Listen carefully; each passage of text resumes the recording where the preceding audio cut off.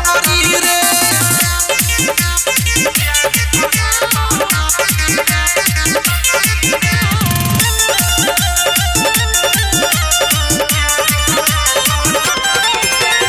जब खिसियाए तो कहेला मुआना भाग जो नहीं हर के बारहा पर सुध मनवा रहेला तो भरेला टांग दुनु कान्हा पर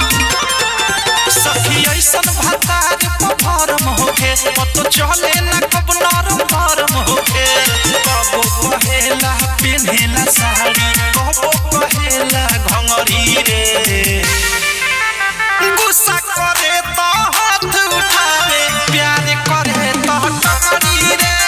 गुस्सा करे तो हाथ उठावे प्यार करे तो टंगरी रे म्यूजिक बाय विकेश भोजपुरिया।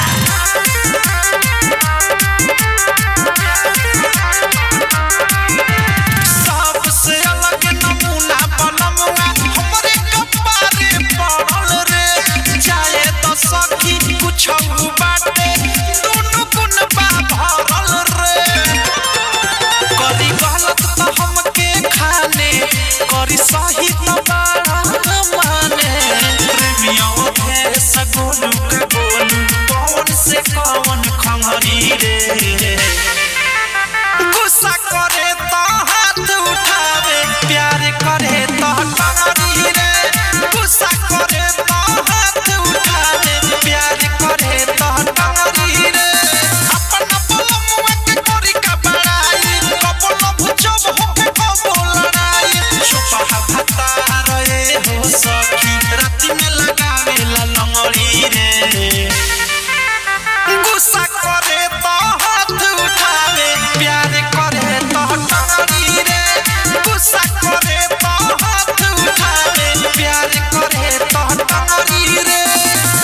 हेलो चलिए जी आप शांति काम रखें और दिल थाम कर बैठें। चलिए इसके बाद एक गीत का फरमाइश मिला है, चलिए समाप्त फरमाइए। जहां